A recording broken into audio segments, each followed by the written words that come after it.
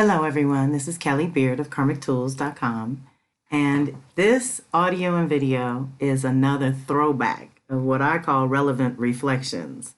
Now, some of y'all know that I pay for my podcast platform and I get a certain amount of minutes, but they do not roll over. So I can always squeeze in some bonus material when I have extra minutes. And I had 57 extra minutes, and that's too many to waste. So Spirit led me to the most perfect audio. It is the year, and I went straight to 2012. Don't ask me why, I was just guided. It is the year that was the crossover between the Gemini Sag eclipses and the upcoming Taurus Scorpio eclipses, which we have in November, y'all. So this guidance, this is a recording from April 12th of 2012. And so my voice is probably different. It's hilarious, y'all. I talked a lot faster. I apologize in advance, but it's so fun and so packed with goodness. I talked about the overview, probably of the crossover of the eclipses and nodes.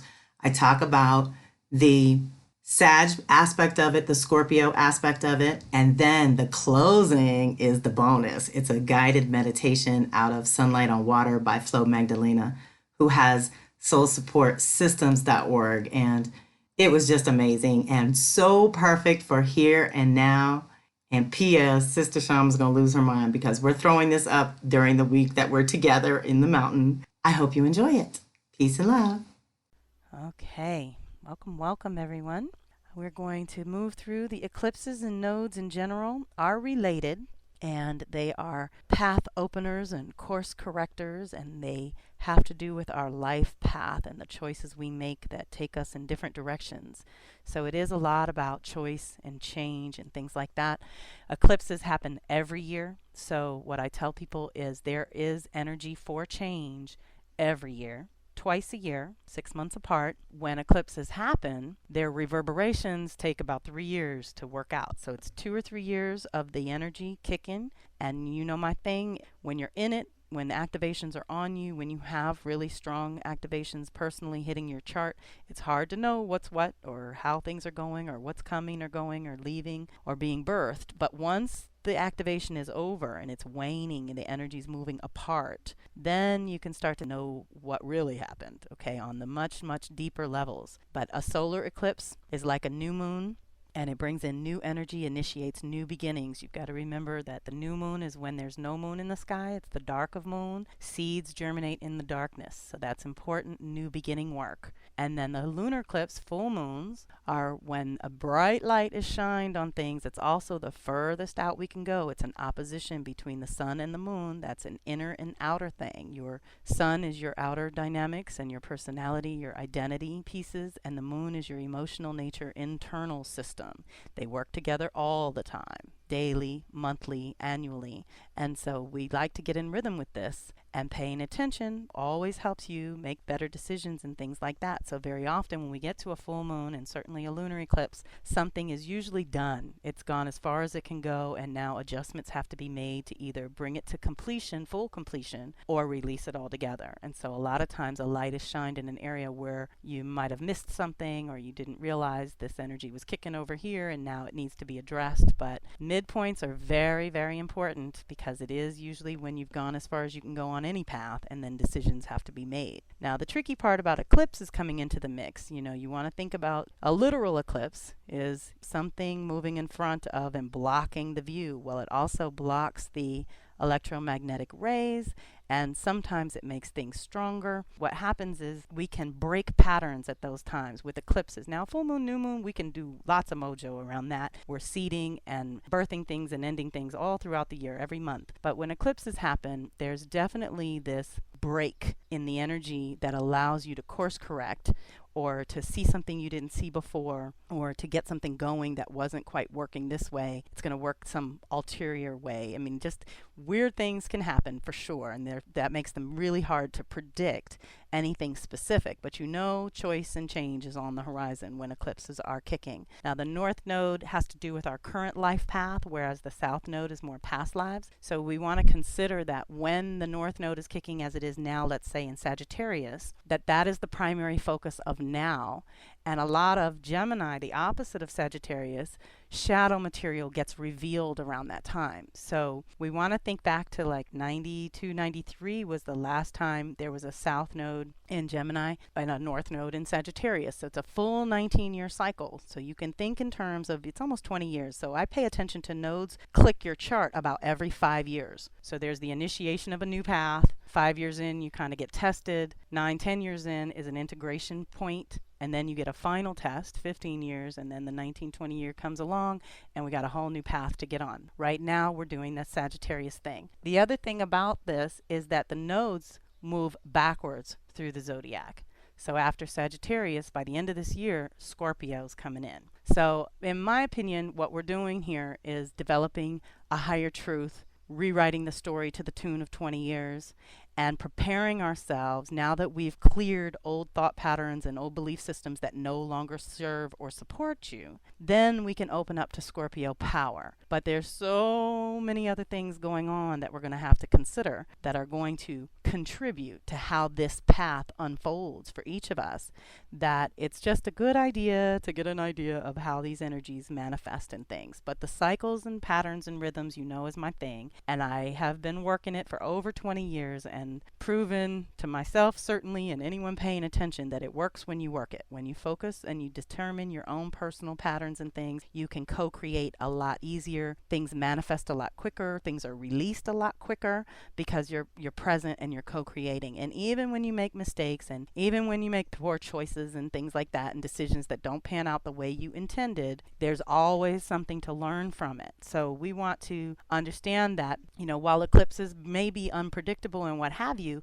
it's the best time to change anything. So I always tell people, if there's anything you want to change, anything you're ready to change or you think you're ready to change, then check out the eclipse, the sign energy, the lesson that it brings and what it's good for, and work it around that. That's going to be the most useful. And like I said, Gemini, Sagittarius is all very mental. Again, it's affecting my Virgo, Pisces babies directly as well. That whole family, the mutable family, is adaptable and flexible mentally. It's all very mental. It all has to do with processing, taking in information and processing that information and determining a truth and story out of the information. So that can get tricky for my earth babies who like it to be tangible and like to put their hands on it and work with it and have, you know, results of their labor be very, very obvious. That's hard, but this is still part of all of our makeup. Gemini, Sag, Virgo, Pisces is in your chart somewhere. Even if planets are not animating those signs, it just means those aren't really your lessons per se, but they do rule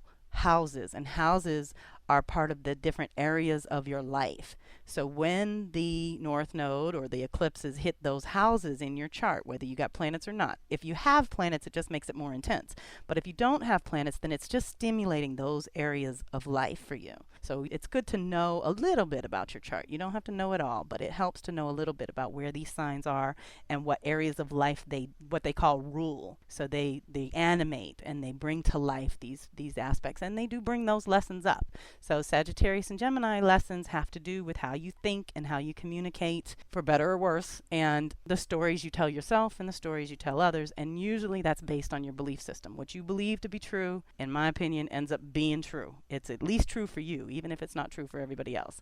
So you want to cultivate that, and you want it to serve you and not sabotage you. And that takes a little practice and getting to know how your own personal mind works. And then again, because the world is in such flux and we live at this monumental time of change, it's very tricky and challenging to have our friends or family or the people that have historically been a support system be there for us. So we need some practices and some things that we can, pieces that we can go to on our own that don't require other humans or any kind of props or equipment, that can recenter us immediately. Like I said, be able to clear your mind. In this case, Gemini Sag, we want to be able to clear our minds and really be honest about looking at how our beliefs shape our choices, and then how our choices bring certain things into being or get us on certain paths, for better or worse. It takes our lives along here, and you can change that story anytime. It's just a lot easier when the nodes and eclipses are animating these signs. That makes it a lot easier to change your story. And I know everybody could find some piece of their story they'd like to edit out and rewrite a completely new way. So again, think in terms of 5, 10, 15, 20 years, whatever your brain can work with and whatever you can remember. I know that sometimes when we get into these big cycles, it can overwhelm some folks, but we don't want you overwhelmed. And I don't really want you to feel any pressure, because God knows there's enough of that going around. But there is a sense of urgency to know your story, know your truth, know what you do believe, and then understand how your filter's working. Because we are living in the information age, and it is information overload most of the time these days. And I don't see that changing anytime soon or even diminishing. If anything, it's probably going to increase. So then you have to become much more discerning about what information you actually need. And then you have to be vigilant about doing your due diligence and researching that information to make sure that it's the right information, that it's correct, factual, and for you. Okay? So there's a lot of filtering out the nonsense, the noise, the blah blah. We want to filter out anything that is counterproductive to whatever it is you're trying to get done at this time. And that's a lot. And again, with the mental overload. So the key to these signs, Gemini, Sag, and Virgo, Pisces, is nature. That's the way to recenter as quickly as possible. That's the fastest reset button I've come up with anyway, is for that family and for those aspects of my chart. I know I have to go to nature. And I like all aspects of nature. I like the water, I like the mountains, I like it all. But there is a time and a place for all of it. And there's a time when you may feel like you need to be in the garden and closer to the earth. And there may be a time that you need water and surrender and flow and to let things go. So it just depends on your own personal nature and makeup and how that works and what settles your spirit and clears your mind so that you can think clearly again, so that your filter works properly again. So again, with having those go-to things that work for you, whether it's prayer or meditation or walk in nature or whatever it takes, exercise is a form of meditation, and it's really good for you. It doesn't hurt. You know, you have nothing to lose when you go for a walk. Nothing. It's really good for all parts of your being. And then again, the dynamics are so, oh my goodness, there's so much going on with this energy. In fact, that's part of the activations. When we get to that part, we have a lot more going on, let's say before fall, in terms of the other planets interacting with these eclipses and with these nodes. Then when it moves into Scorpio, I got to tell you, it feels to me like we're doing a lot of truth and story, rewriting, rebirthing, defining new beliefs and new truths within us that we can live by, that we can be in integrity with. So that when we get to the Scorpio work, which is going to involve Jupiter and Saturn, which is truth and purpose. So I have a feeling that because Venus in Gemini now, Mars is still retrograde in Virgo right now, that's part of this Sag, Gemini, Virgo, Pisces family. So the personal planets, the masculine, feminine, makes it very personal and individual for us. And it's activating us on very deep levels. And Neptune and Chiron are in Pisces. So then we got big stuff. We got social and collective levels pushing buttons too. So just breathe, pace yourself, know how much your system can handle, because that's the other thing about those signs is they rule the systems. And so we very often can blow our circuits if we take on too much information or too much energy at one time. Surges, think about electrical surges that blow the box and you got to go reset. I'm drawing a blank on the word for the box, but you guys know what I'm talking about. And there's a lot of that going on now until the end of, but till fall, till September, October time. And then the gears are going to shift from all this mental work and system work and recalibrating the system and resetting, rebooting, and rewiring the system into Scorpio Taurus, which is earth and water, and it's a completely different dynamic. We're moving from air and fire, which needs containers to be effective, and so does earth and water give the flow a structure. When you give the flow a structure, it's effective. It gets something done. It contains something that can grow then. So we're going to shift gears. But then, like I said, the primary activations once we hit Scorpio Taurus are Jupiter and Saturn, which is truth and purpose. So I just feel like there's a lot of development now to the fall around our ideas and how we think and how we process information in our lives, and what we tell ourselves and anybody else along the way is leading to defining our truth and purpose on a whole new level. Because you got to know that Scorpio's death, rebirth, and transformation, it's a clean, brand new rebirth, but not without some letting go first.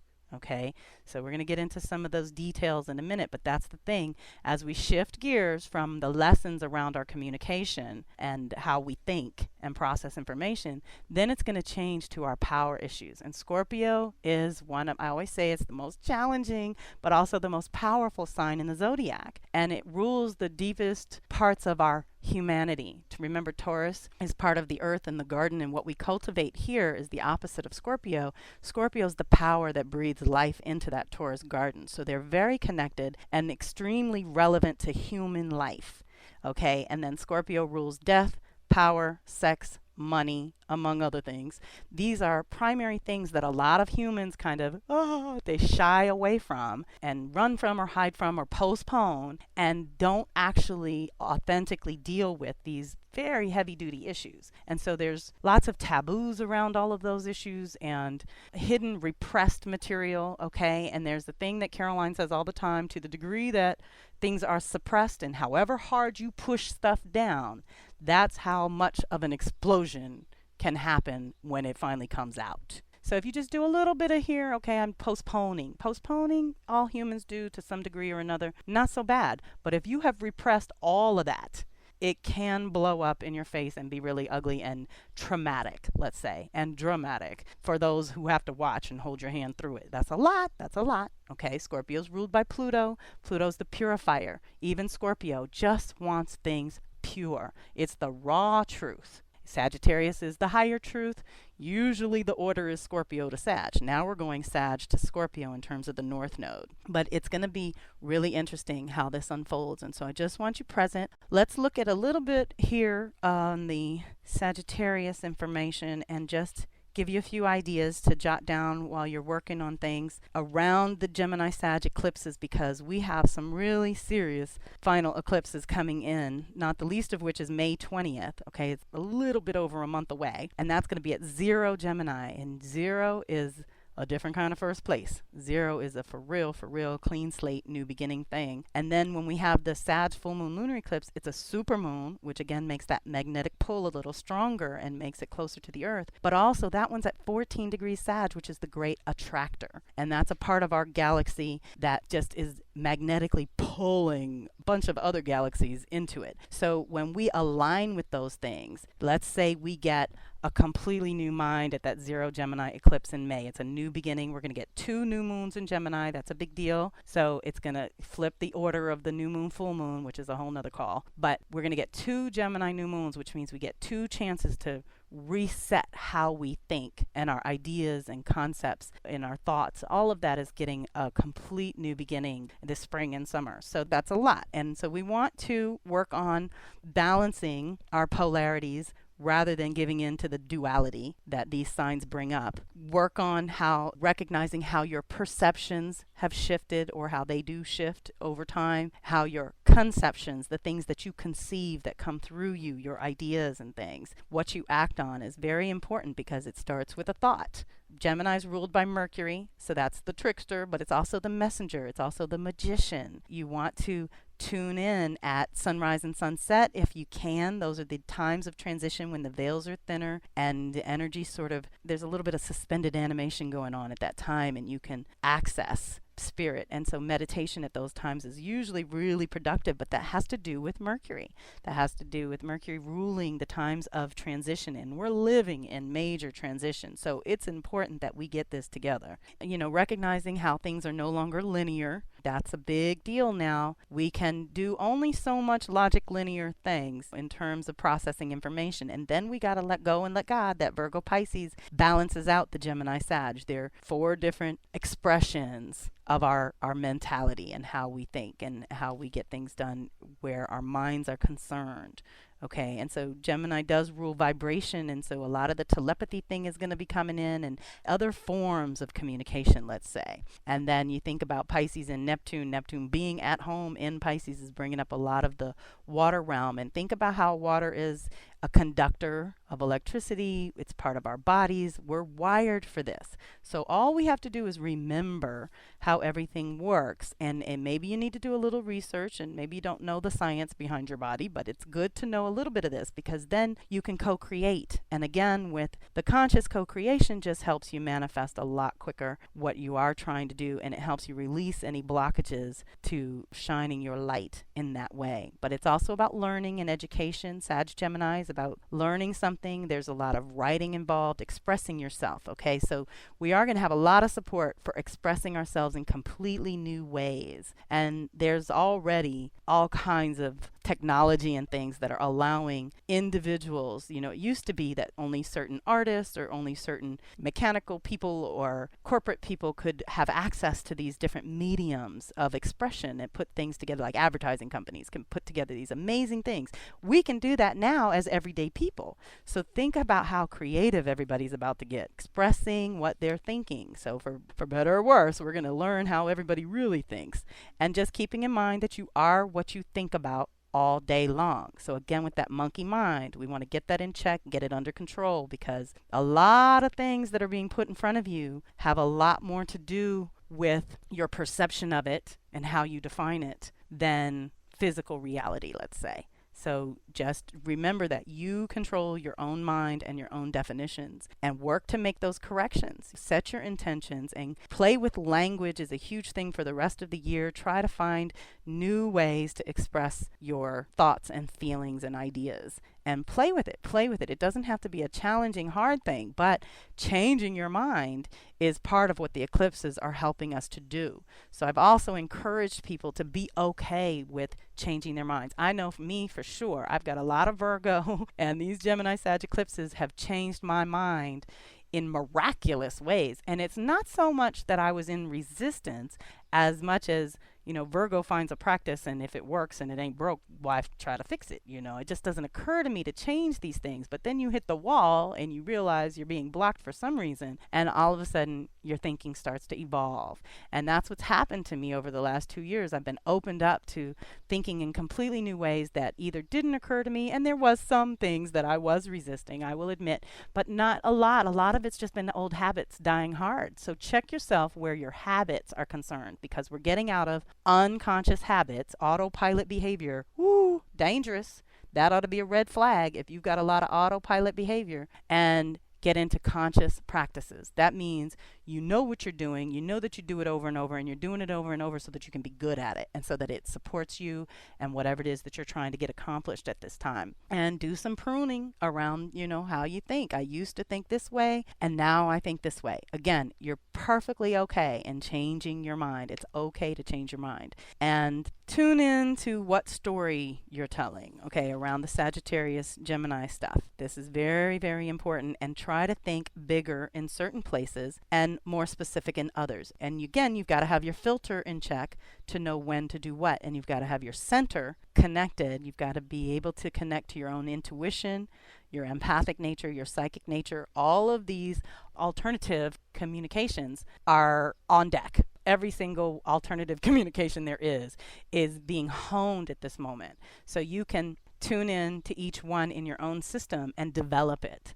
And whatever you focus on grows, so that's the time. And then when we are trying to expand the story from micro small details, because that's part of the shadow nature of that whole crew, is getting caught up on the details and then not doing what has to be done, taking the action, because they're caught up in the mental gymnastics of it all, in the monkey mind and the processing. Think about the Gemini twin. I always tell people with Gemini activated, there's this part of your mind that does take in the information, process it, filter it through, and then the twin kicks in and goes, yeah, but what if? And then the process just starts all over again, and then it makes it hard for them to move. It makes them hard to make decisions and choices. But right now the pressure is on, and I'm sure everybody's feeling some aspect of it, again, like I said, in some area of your life. So it's time to really open up, be a little more flexible, and experiment. Again, don't be attached to outcome. And even if you think you're changing your mind for the better and then it doesn't work and, oh, I'm wrong, let's not go there. Let's not do that. But just honor the fact that you were willing to try something new and it didn't work. So pick up your bed and walk. Let's try something else. That's how that works. But it's a very experimental time, and nothing in these days is permanent. So there's no reason to be afraid if you try something and it doesn't work. It just means try something else. And again, this family, this energy, and these lessons do have to do with timing issues. So what I encourage people to do is, again, when you're connected to your intuition and you're clear and you're connected to your heart and your mind are connected and communicating well, then you're intuiting the right time to act, to choose, to move, to make a decision on any level. So it's about that intuitive capacity and that inner knowing and that inner compass of knowing what your truth is and what has meaning for you, and then making decisions accordingly. Now, like I said, that whole dynamic is going to shift by the end of the year, and we're going to get much more into the money issues, which is wealth and debt and the economy. All that is going to get even deeper with Scorpio kicking. A lot of things that have been hidden are going to be revealed. We've already got some previews, I'm sure, personally and socially and collectively. Scorpio's power, that's what you need to know.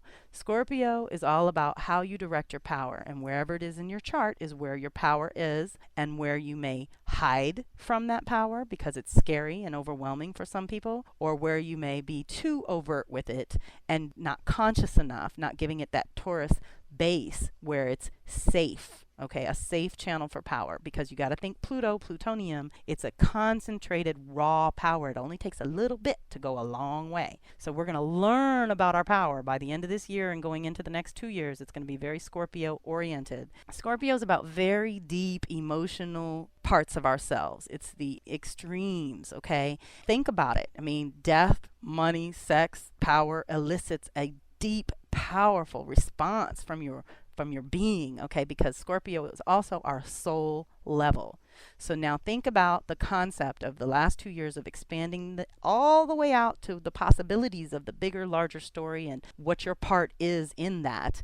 And then come back in to what's right for your soul. Because in the end, is you and your soul. That's it. Okay, so it's all great and wonderful that we have this world and this community and these different places and people that we contribute to and with and work with. But in the end, it's you and your soul has to be right, and you have to be able to sleep at night. And so that has to do with how you channel your power. And are you giving your power away, or are you learning how your power works for you? And it is about death and rebirth, so it's about letting go. I forget where I read it, but one of the astrologers says, Scorpio is all about letting go, whereas Taurus is all about acquiring. So there's this oppositional kind of dynamic going on between them. So where's the balance? You're somewhere in the center of that.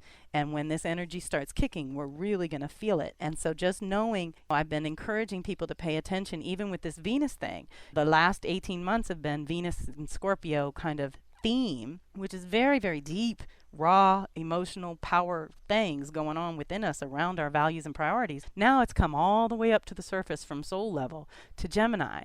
Now that we've cleared a space, now that we've let go of so much around love and money issues, personal, individual love and money issues, now we can open up to some new ideas of how we might do that differently. And those who resist change and don't like different and want to do it the same way forever, you got to remember Scorpio Taurus is fixed. So very often this family, along with Leo and Aquarius, are going to be affected directly by this energy. They get into a mode, and that's it. Very hard to get them to shift gears. So there are going to be catalysts, though. There's going to be energy for change is going to be available. So we just want to work on what we are ready to let go of, because the primary energy, the North Node, this path at this time, kicking in by the end of this year, is Scorpio. So that means complete rebirth. Rebirth to the tune, again, of 20 years. So you want to think back 5, 10, 15, 20 and how life has moved along and what has died, what have you maybe suppressed, pushed aside, and hasn't been active, let's say, in your life. Not necessarily a bad thing. I know people with 19, 20-year-old kids that part of them had to be pushed aside to raise their children, me included. Mine's almost 16. There are times where it's not necessarily a bad thing, but it is time to come back. It's time to rebirth that on a whole new level with the energy and resources available at this time. And it's important to be fearless around that and owning your power, and working the whole Scorpio shape-shifting piece is going to be huge and useful in the world today and what's going on, and being able to adapt and adjust and change in the moment. Okay, that's going to be my concern for the fixed babies during the next couple of years, is that so much is changing in an instant that they resist that. It's just their nature. It's not a bad thing. It's not necessarily a good thing, but it's their nature. So now I just would like to see you open up to the possibility of surrendering. When things really aren't working, you got to let it go. And by the same token, this mutable family is connecting you to your intuition. Scorpio family is going to connect you to your psychic knowing. Not going to have a logical, linear reason for why you know what you know. You're just going to know. So you got to get to that place where you don't have to validate it to yourself or anyone else. You just know. You've got to be able to trust that knowing, okay? And a lot of us, our trust has been eroded over the years for making bad decisions and poor choices, but we're rebuilding that strength and that connection, and we're testing. That's the whole point of experimenting with. When you do kind of put yourself out there and trust yourself to try something new, then you learn which part of the alignment was working. Like I just did this with my son, who plays a lot of basketball, and when it's working, and when it's not, it's not. And so I had to tell him that there's times where the planetary energy is all in alignment, but you're not present, you're not there, you're not consciously co-creating. And then there's times where you're all ready and you're clear and you're ready to co-create, but the planets are on something else. They're in another zone doing some other work. And then there's the time where you're there, the planets are there, everything's in alignment, whoosh, the path opens and there is alignment. You want to mark that feeling in your body so that you know and recognize when things have lined up and the path is opened and everything's ready and things are effortless. That's the alignment. We don't say effortless like, oh, I don't want to put any effort in, I'm being lazy. What you want to do is get your knowing together, get the alignment together, connect to your intuition and your psychic knowing, and roll when it opens. When that alignment comes and you feel right, action. That's it. So practicing is going to help you know when those times are, and practicing is going to help you know when they're not. When you thought it was all lined up, but it wasn't, you're going to start to pay attention and notice which piece was out of place, that you didn't pay attention, didn't want to pay attention, whatever. You know, sometimes it's conscious, sometimes it's not, but that's where the practice comes in. And the better we can do this on micro levels and personal levels where it doesn't really affect anyone else or hurt anyone else, that's the best time to start playing around in safe little lower level places. And then you can take it to higher levels and experiment in larger kind of settings and things. So what I was thinking about in the end, the closing meditation, has to do with the fact that these energies are overlapping. And the overlap year, when these things both come in the same year, that year ends up being a catalyst for advanced growth, like speeded up growth. It's going to happen. What we get done this year is going to be what used to take probably 20 years to do. You know, that's the thing about the time acceleration piece. So I went to Sunlight on Water, and I'd like to close with this, and hopefully everybody's breathing through this. Sunlight on Water is a channeled work from Flo Magdalena, who has soulsupportsystems.org, and I'm very excited that she's finally online and doing lots of good work in the community. And I'm going to run through this chapter for anyone that has the book. I know a couple of the Power Circle members have this book because we work with it a lot. But anyone who hasn't heard of it, Sunlight on Water, I open to the chapter of Living as a Master, which again, you know, Sag, Higher Truth, and Scorpio Power is an important thing for us living as masters of our own personal universes here in this greater macrocosm of the universe. So it starts out with the importance of intention. So I'd like to cover that. It's a quick couple of paragraphs. But then what I opened to was an exercise called Immersing in the Fluids. Because like I said, that speaks back to the fact that all three water signs are about to be activated come 2013 and 14. That's going to be a lot of water energy. And we need a frame of reference to understand so that we're not overwhelmed and so that we don't drown in it and so that we don't fall apart and can't surf the waves or sail through or do your water analogies. Get whatever containers or vehicles that work in water and work it into your story somehow. So let's take a deep breath here and open to receive the final guidance and exercise. so that we are better when this water energy does come. We still have to get through the fire and air energy, but by the end of this year, we're going to really be working water mojo. So the importance of intention is where living as a master starts, okay? And this is channeled, so the we is her ones with no names. We would like to speak with you about the field of intention. Because remember, Scorpio is the power of creation, okay? So ultimately, whatever we define as truth is what we're going to go and seed and try to create with. We would like to speak with you about the field of intention and how it directly affects the outcome of everything you do and everything that is fostered on your planet. Intention is the wave that the soul initiates from free will. When you make an intention, it is the expression of and characterization of creation as it is unfolding, and you are in a trajectory with that which is fashioned through the wave of thought. It is important to understand how intentions work, where they come from, and how they will be orchestrated in this coming time, which is different from any time you have ever lived. Time is accelerating at such a rate of speed that it cannot be contained. This is why many times when you try to create something, you either overshoot or fall short of the mark, because the movement of your consciousness or the movement of consciousness is so rapid that unless you are on the wave with it, you do not necessarily understand where you are in the process of manifestation or creation. Intention is a way in which the wave can be part of your system and be unified as a consistent field of force. This allows for the experience of oneness while one is processing reality, determining outcome, and receiving fulfillment or the solution from the future. It is the way in which you can say, yes, I need money now and I don't have time to work with future, or I don't understand how that works and how I can make it happen so that I can experience it rather than just hope it occurs. How can the intention be like a fishing pole reeling in the fish? How can I call it in closer to where I am and feel the actual substance of that which I yearn for?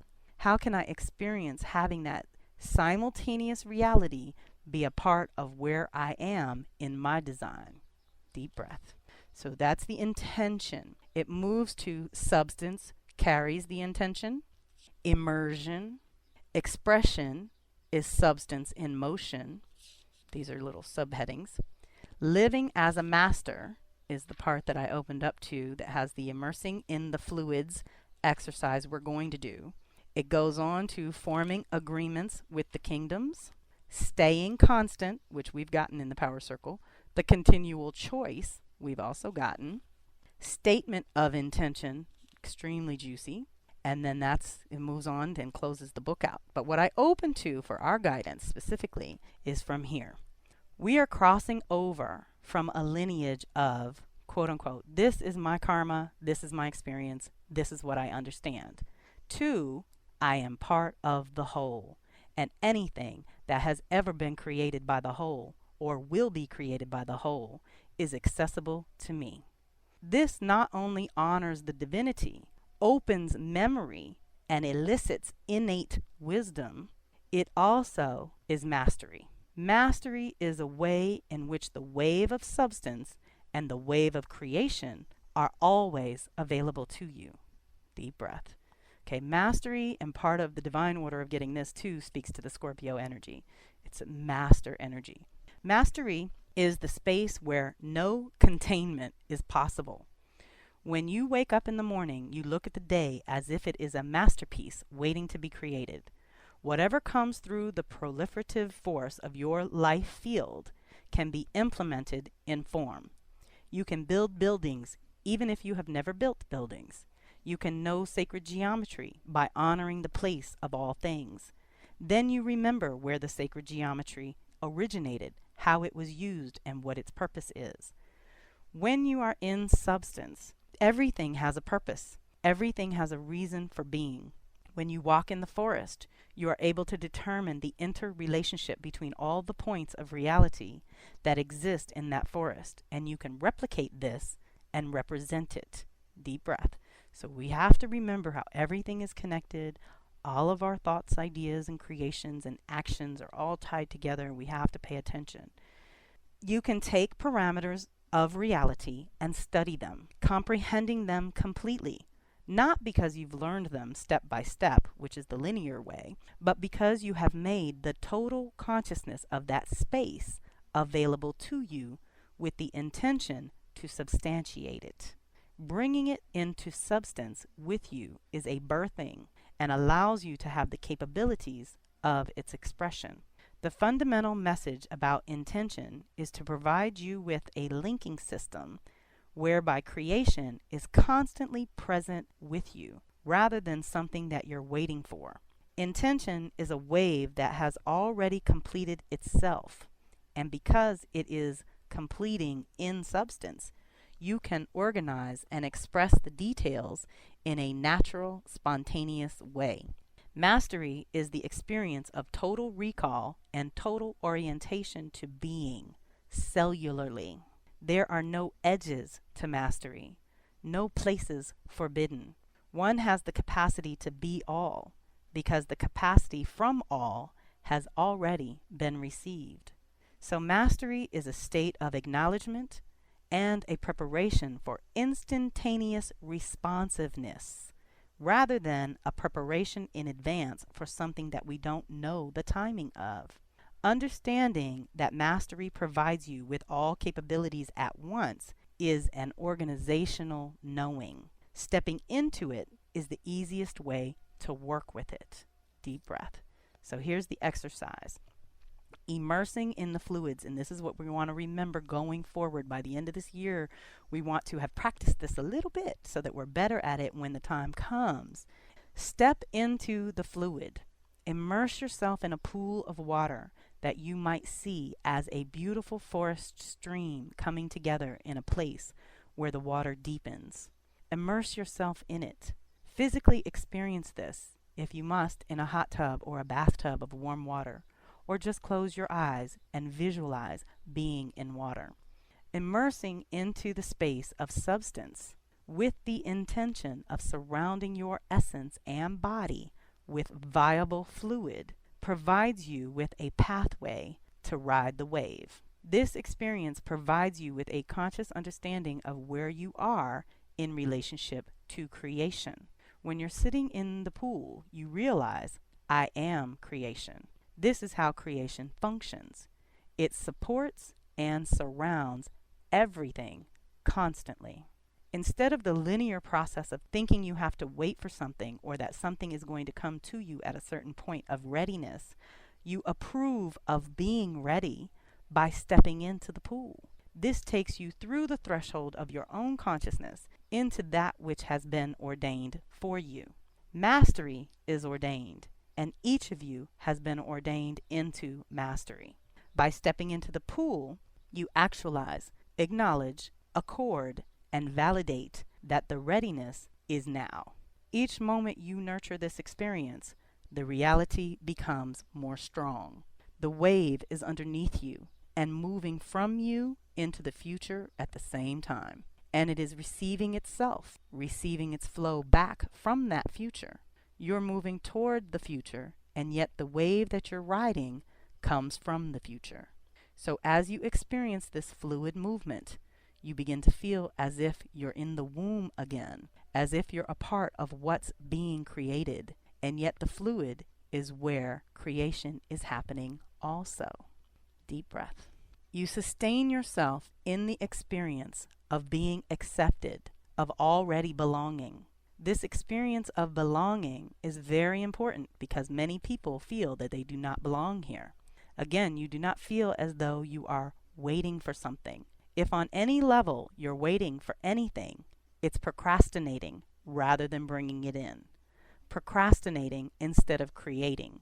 When you immerse yourself in the fluids, you are in totality. Whatever you've been waiting for just pops up to the surface. You actually initiate and activate your system so that you foster a whole new reality. Deep breath. When you're in the levels of the substance, your physical, emotional, mental, and spiritual bodies come together and vibrate or oscillate at the same rate of speed. When you are in an oscillatory wave, like the fluid, where all the vibrational parts of you are synthesized and balanced, there is no disease, because disease means basically that the energy levels are vibrating at different rates of speed. Deep breath. So if you're feeling discomfort in your body, we just need to align the frequencies and a lot of things will disappear. Another way of fostering this absoluteness is to imagine that all parts of you are vibrating consistently at the same rate of speed as your creative consciousness. As this substance of fluid is unfolding, you don't have to go anywhere, learn anything, remember anything, because it's all present. When you're lying in the pool, all your cellular frameworks, levels, and frequencies are attuned to the experience of mastery, oneness, and creative substance. Not only do you feel nurtured, but everything in this cellular and organic process, even the DNA itself, is reminded, refreshed, renewed, and revitalized with the energy of the fluid.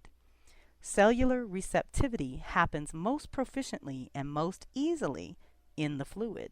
When you are cellularly bathed in the absolute level of creation, the distinctions which come from thought and emotions, and which may ordain certain patterns, like loss of hearing, loss of balance, loss of integrity of tissue and tone, and all the things people are exercising and running around trying to repair, aging, chronic fatigue, or whatever, are reversed. You are taking your consciousness to a place where it is being fed. The spiritual component of each cell. Every cell has a spiritual, mental, emotional, and physical component, and each component is activated. This is why people meditate, do processes together, go to church together, or have dinner together, because they are bathing their cells in a certain frequency. Deep breath. You go into substance and move your levels so that your foundation feels supported. Your levels activate on a frequency according to the level of substance that is present. So it's like a transfusion. When you transfuse, you receive the absolute sense of integrity that goes with belonging cellularly, which you may not understand initially. Deep breath, it's all good. All of this is about subtle bodies as well as physical, emotional, and mental bodies. It's about taking the energy of the physical to a dynamic where it can be charged by the metaphysical and where the energy system can be realigned naturally. The fluids are a threshold for the advancement of consciousness, the advancement of proliferative energy.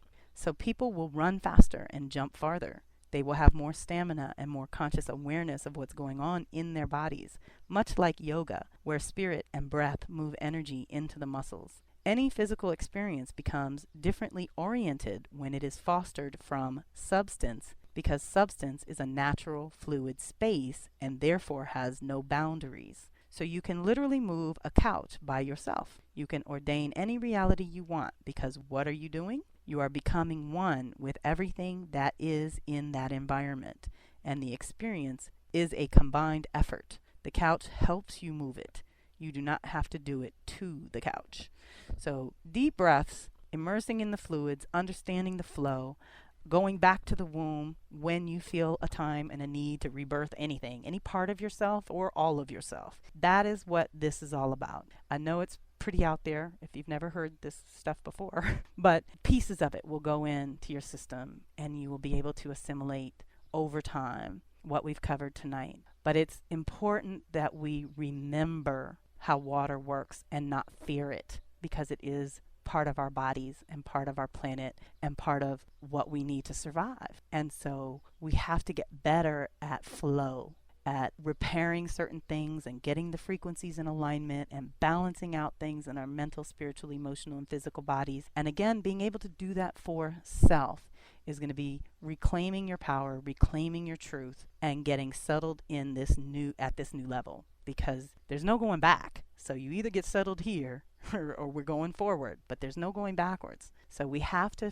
find whatever practices and support systems or support groups of people like the Power Circle that can hold space. That's all we do here. We hold space, we do a lot of prayer work, and we visualize the wholeness of our individual selves, as well as our community, as well as the planet.